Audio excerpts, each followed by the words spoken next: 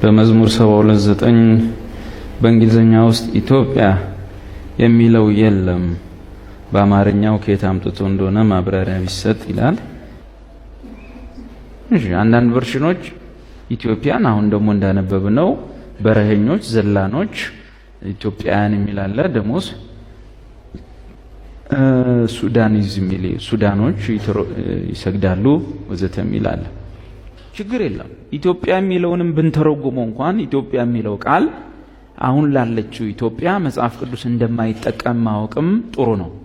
አሁን ላለችው ኢትዮጵያ መጽሐፍ ቅዱስ ኢትዮጵያ እጆቿን ዘረጋለች፣ ኢትዮጵያዊ መልኩን ነብር ዝንጉርጉርነቱን ሊቀይር አይችልም እና የሚለው ሁሉ አሁን ላለችው እንዲህ ጀበና ቅርጽ የምትመስለው ኢትዮጵያ ልቻል ለሷ ብቻ እንዳይደለ ማወቅ ጥሩ ነው።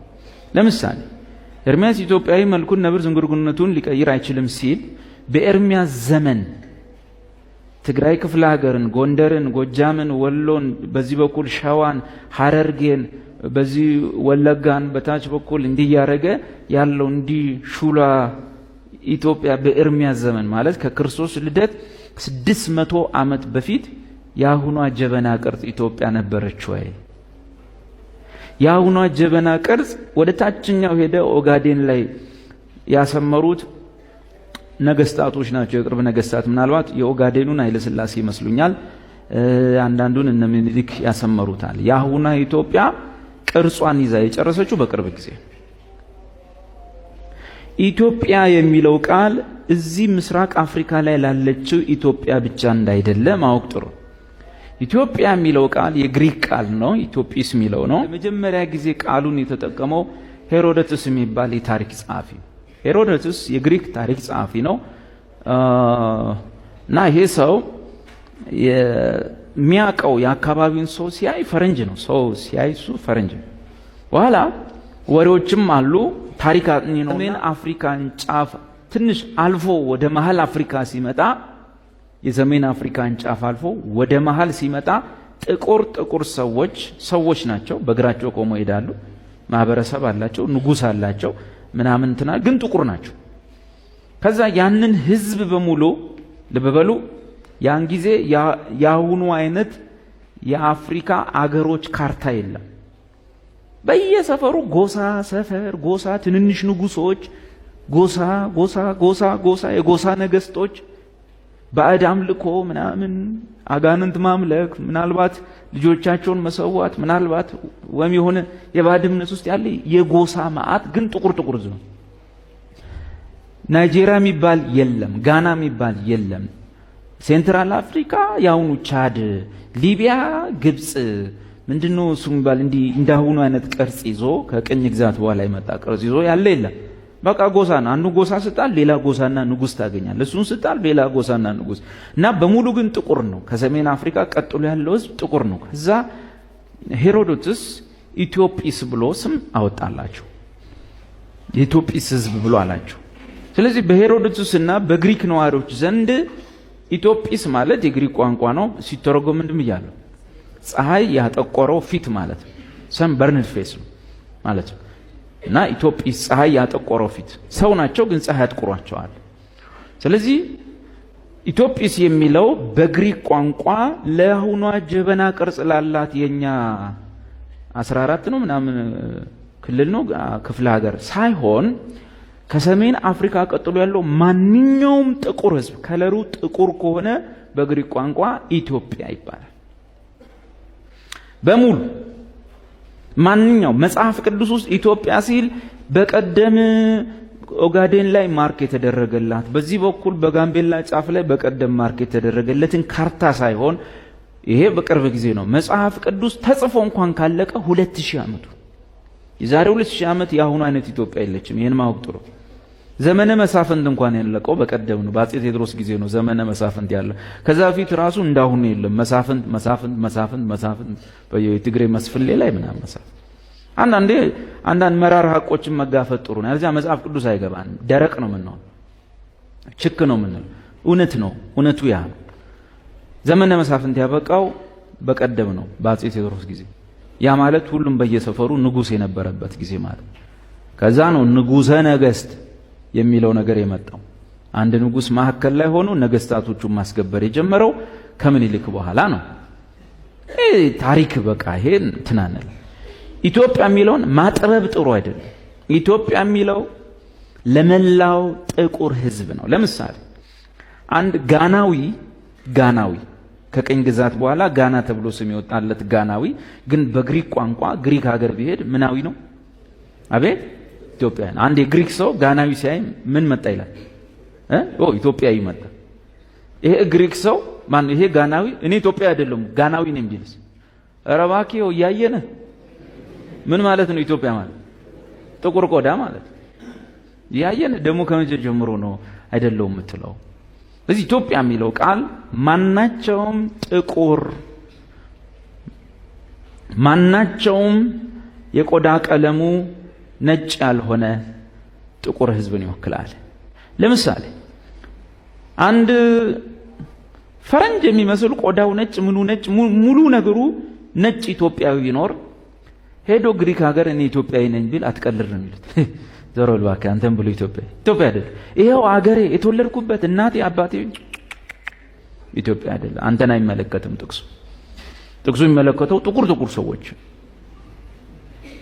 ለዚህ ኢትዮጵያ የሚለው የመጽሐፍ ቅዱስ ስያሜ የአሁኗ ኢትዮጵያ ከመስረቷ መጽሐፍ ቅዱስ እንኳን ተጽፎ ካለቀው 2000 ዓመቱ ነው።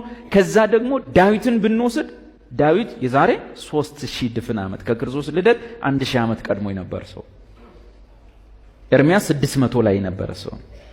ስለዚህ ያኔ የነበረው የነሱ ስዕል ለምሳሌ ኢትዮጵያዊ መልኩን ሊቀይር አይችልም ሲል ኤርሚያስ ምን ማለት ይመስላችሁ? ኢትዮጵያዊ ወኔውን ሳይሆን መልኩን ነው ያለው። መልኩን ሊቀይር አይችልም። ምን ለማለት ፈልጉ? ኤርሚያስ መልኩ ምን አይነት ነው? ኤርሚያስ ፈረንጅ ነው አይደል? አንዳንዱ ሰው እኮ ኤርሚያስ ጎንደሬ ይመስላችኋል። ኤርሚያስ ፈረንጅ ነው አይደለም? ኤርሚያስ ኢሳይያስ ምናምን ላችሁ ሁሉ ፈረንጅ እንደሆኑ ማወቅ። ኤርሚያስ ፈረንጅ ነው፣ አይኑ ሰማያዊ፣ ጸጉሩ ቢጫ ነው። ከዛ በኋላ እዛው አገር ላይ በባርነት ተሰልበው የጌቶቻቸው ሚስት እንዳይደፍሩ ተሰልበው በባርነት ተሸጠው የመጡ ጥቁር ህዝቦች አሉ። ለምሳሌ አቤሜሌክ የሚባል ሰው የኤርሚያስ ጓደኛ። ይሄ ሰው ኢትዮጵያዊ ነው። ኢትዮጵያዊ ነው ስል ግን የጎጃም ልጅ አይደለም፣ የሸዋ ልጅ አይደለም። ለዚህ መገመት ይቻላል ኑቢያ ላይ ወይም ደቡብ ግብጽ ላይ በመርኮ በተለያየ ነገር የሚሸጥ ጥቁር ሰዎች ወይም አፍሪካውያን በዚህኛው ዘመን ቋንቋ በመጽሐፍ ቅዱስ ቋንቋ አፍሪካ የሚል የለም፣ ኢትዮጵያ ነው። ዘሆል አፍሪካ ኢትዮጵያ ሄደ ነው እና እነዛን ያያል ኤርሚያስ ያያል ጥቋቁር ሰዎችን። ስለዚህ ምን አለ? ኢትዮጵያዊ መልኩን ነብር ዝንጉርጉርነቱን ሊቀይር አይችልም አለ። ይሄን አምጥታ አሁን ለዚህ ለ14ቱ ክልሎች ብቻ ከወሰድከው በኤርሚያስ ዘመን 14ቱ ክልል እንደሌለ ማወቅ ጥሩ ነው። በኤርሚያስ ዘመን 14ቱ ክልል አይደለም ያሁኑ ድንበር ያለው ኢትዮጵያ ሀገር እንደሌለ ማወቅ ጥሩ ነው። በኤርሚያስ ዘመን የለም። ዘሆል የሰሜን አፍሪካ ጫፍ ስታልፍ ያለ ጥቁር ሁሉ ኢትዮጵያ ዘሆል ኢትዮጵያ ነው እና ጥቁር ሰው መልኩን ሊቀይር አይችልም ማለት ነው። ኢትዮጵያዊ መልኩ በጣም በሚያሳዝን መልኩ ፕሮቴስታንቱ ዓለም ራሱ የእግዚአብሔርን ነገር ወደዚህኛው ካርታ ለመሰብሰብ ሲጨነቃ ያለው ወደ አሁኗ ኢትዮጵያ ካርታ ለመሰብሰብ አዳም ኢትዮጵያዊ ነበር ተባለ። ጎጃም ክፍለ ሀገር አባይ ወንዝ አካባቢ ነበር አሉ። ግዕዝ ያወራ ነበር አሉ። አዳምና ሔዋን በግዕዝ ነው የሚግባቡት አሉ። እንዴትም ብሎ የእግዚአብሔርን ነገር ወደዚህ ምስራቅ አፍሪካ ቀንድ ላይ ወዳለው ህዝብ የማምጣት ነገር መጽሐፍ ቅዱሱ ሰፊ ነው። በቃ መታወቅ ያለበት አንዳንዴ ውሸት ሲደጋገም እውነት ሆኖ ኢትዮጵያ የሚለው ጋናን የማይመለከት ይመስለናል፣ ናይጄሪያን የማይመለከት ይመስለናል። ከዛም እንላለን ዓለም ሁሉ ኢትዮጵያን እየጠበቀ ኢትዮጵያ እጆቿን ዘርጋለች ተብሎ ጽፏል። እኛን እየጠበቀ ነው ዓለም ስንል ናይጄሪያ ቀድሞ ነው ሄዶ ሳውዝ አፍሪካ ለምን ጠቅሱ እሱንም ነው የሚመለከተው። እሱ ቀድሞ ነው ሄዶ ላንደርስበት ተለያይተናል። ምን ነው ሲባል ጠቅሱ የነሱም ነው። እቺን የምታክል የመጽሐፍ ቅዱስ ዕውቀት ፓስተሮቻችን እጁስ ባትኖርም መጽሐፍ ቅዱስን የሚያውቁት የአፍሪካ መሪዎች ለምሳሌ እነ ኳሜ ንክሩማ በጣም ጎበዝ ክርስቲያኖች ናቸው። እነ ጆሞ ኬንያታ ክርስቲያኖች ናቸው። የነጮቹን ስብከት ቢጠሉም ክርስቲያን ናቸው። እነዚህ ሰዎች ያውቃሉ ኢትዮጵያ የሚለው ቃል ዘሆል አፍሪካን ጥቁር ህዝብን በሙሉ እንደሆነ ያውቃሉ። በኤርምያስ ዘመን ኢትዮጵያ የሚባል አገርም ካርታም እንደሌለ ያውቃሉ። ዘሆል ጥቁር ህዝብ ኢትዮጵያ የሚለው የመጽሐፍ ቅዱስ ስያሜ ይወክለዋልና ነግሬያቸዋለሁ እኮ አፍሪካ አንድነት ድርጅት ይድሮ አሁን አፍሪካ ህብረት ተብሎ ሌላ ህንጻ አለ። አፍሪካ አንድነት ድርጅት ወረድ ብላችሁ ወደ ከ4 ኪሎ ወደ መስቀል አዳራሽ ስትወርዱ እዛ ጋር ያለው ዋናው ኃይለ ሥላሴ ያቋቋሙት እዛ ውስጥ ኳሜ ንክሩማ ነው ያጻፈው ያንን ጥቅስ። ከያንዳንዱ የአፍሪካ ህብረት መሪ ጀርባ ትልቅ ጥቅስ አለ። ኢትዮጵያ እጆቿን ወደ እግዚአብሔር ትዘረጋለች የሚለው የኢትዮጵያ ፓርላማ ውስጥ አይደለም ያለው የአፍሪካ አንድነት ድርጅት ውስጥ ነው ያጻፈው ኳሜ ንክሩማ ነው። ምክንያቱም ለነኳሜ ንክሩማ ኢትዮጵያ ብለው እነ ዳዊት እነ ኤርምያስ የሚያወሩት ዘሆል ስለ ብላክ ህዝብ እንደሆነ ስለሚያውቁ ማለት ነው። እኛ ጋር ሁሉም ስለሌላው ጥቁር ህዝብ ሁሉ መጽሐፍ ቅዱስ ባይመለከተው እቺ ምስራቅ አፍሪካ ላይ ያለችው ኢትዮጵያ ግን አሁን ጥያቄ ይፈጠርብናል። ኦኬ ታዲያ ሌላው እንዴት ነው ጋና ምናምን ተብሎ ስሞቶለት እኛ ጋር ኢትዮጵያ የቀረው ነው? ቀላል ነው መልሶ አይደል? ምክንያቱም ቀኝ ገዢዎቹ በሚገቡበት ሰዓት ሁሉንም ሀገር ሲይዙት ያለያዙት ይሄንን ክልል ነው። ለምሳሌ ሄዳችሁ አሁን ዳውንሎድ ማድረግ ይችላልላችሁ። ዘመኑ ዘመኗል። ማፕ አለ አይደል? ካርታ ማፖች ማፕ ላይ ሄዳችሁ ኤንሸንት ማፕስ አሉ። ኤንሸንት ማፕስ ውስጥ ኢትዮጵያ ብለህ ብታመጣ የኛን ካርታ እቺን ሀገር አያመጣልም። ኢትዮጵያ የሚለው ምናልባት እዚህ ውስጥ ቢኖርና ብታሳየን ካለ ከወጣለ ኢትዮጵያ ሲባል በሙሉ አፍሪካ ነው። የዛሬ 400 ምናምን ዓመት የተሳለ ካርታ ይኖራል። ሉክ ወሽ ጸጋ ይብዛል አብቴ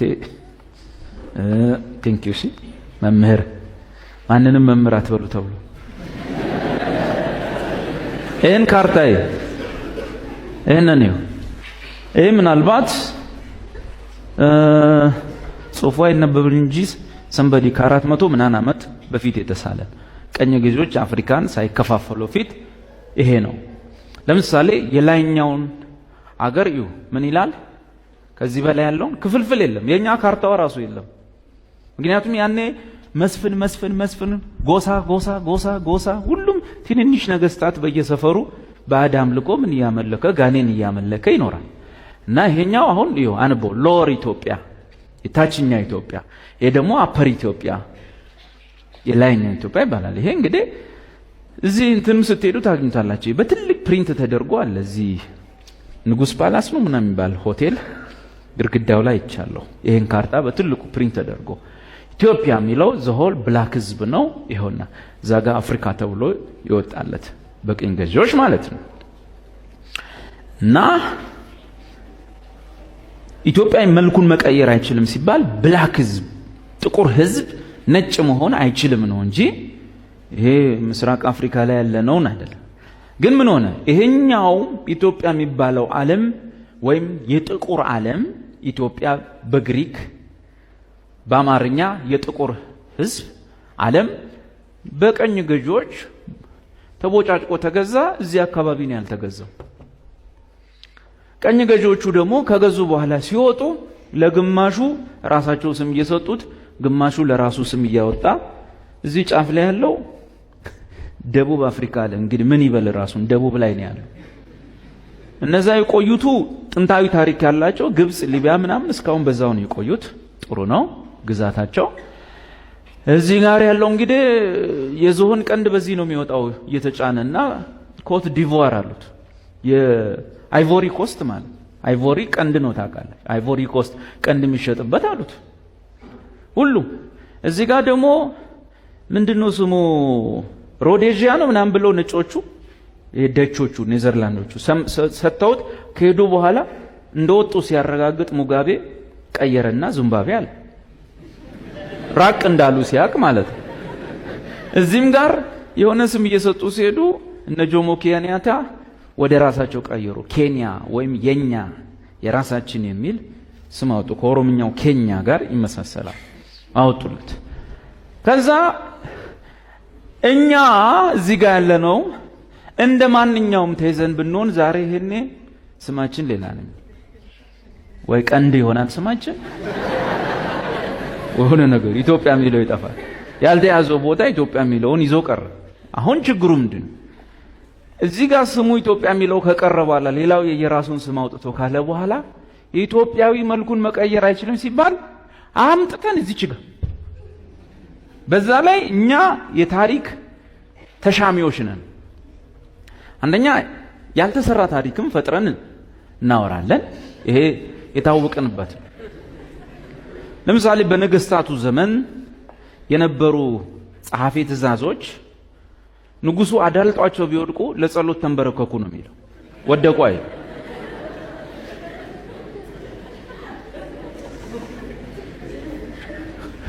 የንጉሱን መልካም ነገር ብቻ ነው የሚጽፈው፣ ሌላ ነገር አይጽፍ። ጀብዳቸውን ያልሰሩትን ሁሉ ሄዶ የተዋጋው ጦር አዝማቻቸው ነው። ቢሞት ጦር አዝማቹ ተዋጋ አይደል? ንጉሳችን ድል አድርገው ሲገቡ ድል እኮ ለማድረግ መዋጋት ይጠይቃል። የት ነበሩ? ለንደን። ታዲያ እንዴት ድል አደረጉ? አየ ግርማዊነታቸው ድል አድርገው ሲገቡ ጠላትን አሸንፈው ሲገቡ ምናምን ብሎ የሚጽፍል እዚህ እኮ የሚያልቀው የሚዋጋው ሌላ ነው። እንደዚህ የታሪክ ጭማሪዎችና የታሪክ ንጥቂያዎች አሉ። ከታሪክ ንጥቂያዎች ውስጥ አብዛኛው ደግሞ ያለው በሃይማኖቱ ቤት ውስጥ በሃይማኖቱ ቤት ውስጥ እግዚአብሔራዊ ታሪኮችን ሁሉ ኢትዮጵያዊ የማድረግ ሙከራ አለ። እግዚአብሔራዊ ታሪኮችን የክርስትናውን ዓለም ታሪኮች ኢትዮጵያዊ የማድረግ ሙከራ ከአዳም ጀመረ አልኳችሁ፣ ተጽፏል። አዳም ኢትዮጵያዊ እንደነበር፣ ግዕዝ ቋንቋ እንደሚያወራ በመሬት እኮ አይበቃንም፣ ላይ እንሄዳለን። መላእክት ራሱ የሚያወሩት በግዕዝ ነው የምንለው። እነ ገብርኤልም በግዕዝ ነው የሚያወሩት ብሎ ያምናል። 40 ሚሊዮን ነው 50 ሚሊዮን ኢትዮጵያ ያምናል የመላእክት ቋንቋ ነው ብሎ ያምናል። እና እነ ገብርኤልና ሚካኤል ሲያወሩ እና ኩተክ እግዚኦን ሲባክ እያሉ ማለት ነው። ይታይ እያሉ ማለት ይሄ አለ። ሲገፋ ነግራቸዋለሁ። ወንድሜ አንድ መጽሐፍ አምጥቶ አስቀምጦልኝ ሄደ። እመቤታችን ድንግል ማርያም ኢትዮጵያዊ ነች ይላል። እንዴት ብዬ ሳነብ የተወለደችው ሸዋ ክፍለ ሀገር ደብረ ሊባኖስ አውራጃ ነው። በ7 ዓመቷ ልታድግ ሊሳልሙ ወላጆቿ ኢየሩሳሌም ሄደው እዛው ቀሩ። ታዲያ እዛ ምን ወሰዳት እንዳንል ማለት ነው። እንዲህ እየፈጠረም ምን ጽፏል። ከዛ በኋላ ልጇን ደግሞ ወልዳ ወደ ግብጽ ስትሰደድ ወደ ግብጽ ላይ ሆኖ ያማትባል ሕፃኑ ኢየሱስ። ልጄ ሆይ ወደዚህ ቦታ ምንድነው የምታማትበው? አይ ወደዚህ ኢትዮጵያ የምትባል ሀገር አለች፣ እዛ ሀገር ላይ ደጋግ መነኩሴዎች አሉ፣ አይ ይሄን ሀገር ልጎብኝ ብላ መጣች። አክሱም 3 ቀን ውላ አድራ ተጋብዛ ሄደች ይላል። የተጻፈ በቀይና በጥቁር ሰው የሚሰማው መጽሐፍ። አክሱም 3 ቀን ውላ አድራን ሄደች ይላል። ይሄ ምንድነው ሲባል ታሪክ ከመፍጠር ያልተሰራ ታሪክ ከመፍጠር ባሻገር የመቀማት ኢትዮጵያዊ የማድረግ እግዚአብሔራዊ ታሪኮችን ኢትዮጵያዊ ማድረግ በሽታ ነበረብን። ምንም አይካድም።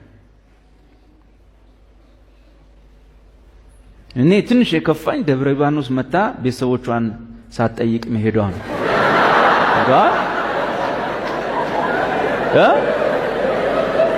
የድሮ ጎረቤቶቿን ሳትጠይቅ መሄዷ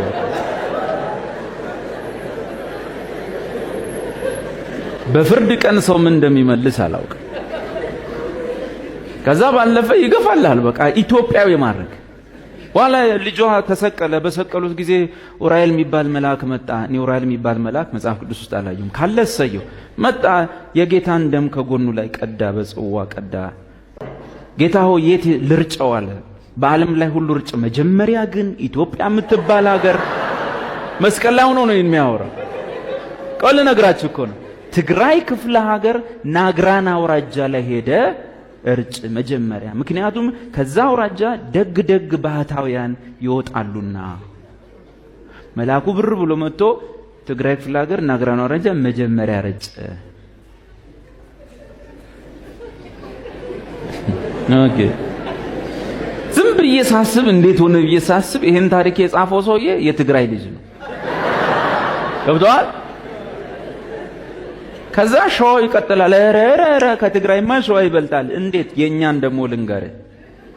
ነበሩ ከሌ ስም አልጠራም አለ። ከዛስ በኋላ በረው 6 ክንፍ አውጥተው ሄደው ስላሴ ፊት ስላሴ ላይ ዕጣናት ነው። ክብር ለአንተ ክብር ለወልድ ክብር ብለው በረው ስላሴ ፊት አጥኖትና የኛ ይበልጣል። አይ ምን ይማረግ ነው? ዝም ስንባል ታሪክ ከመቀማት ከመፍጠር ምናምን አልፎ የላይኛውን እዚህ ሰፈር እስከ ማምጣት ደርሰን። ለዚህ እቺ ሀገር ምህረት ያገኘችው በቅርቡ ነው። ክርስቲያን ሲበዛ ወንጌል ሲሰፋ እንጂ በሃይማኖት የተፈጸመ የወንጌል ጥፋት በጣም ብዙ ነው። አሁን ማልነግራችሁ ለጆሮ የሚቀፉ ብዙ ነገሮች ተጽፈው ይሳማሉ። ለዚህ መድረክ ስለማይመጥኑ እነሱ ያወሩትና ያስተማሩት ሰዎች ለነሱ ለአባቶቻችን ኃጢአት ምህረት መለመን እንጂ አማርኛቸውን መድገም አያስፈልግም። ጸያፍ ቃላት በጌታ በኢየሱስ ደም ላይ ጽፈዋል። መጽሐፉን ከጠቆምክ ይበቃል። ገድለ ተክለ ሃይማኖት፣ ገድለ መርቆሪዎስ የድፍረት ንግግር የፈጠረው መርቆሪዎስ ነው የሚል ማንም ሊቀርበው የማይችል አንድያ ልጁ ብቻ በቅፎ የተቀመጠው አብ ጋር ክንፍ አውጥቶ በሮ ሄዶ ኢትዮጵያ ዕጣን ስላሴ ላይ ስታጠን ይታይ። እግዚአብሔር መንፈስ ነው። ሄደ ፊቱ ላይ እንዲምታረግለት አይደለም። እግዚአብሔር መንፈስ ነው። የጫካ ዕጣን አይታጠን። ልጁን አሽቶ ረክቶ ጨርሷል። ከዚህ በኋላ ምን ምታጠነው ነው? ስለዚህ ይመስላል ዘመን መጣ፣ ድንቁርና ተገፈፈ። እግዚአብሔር ይመስገን።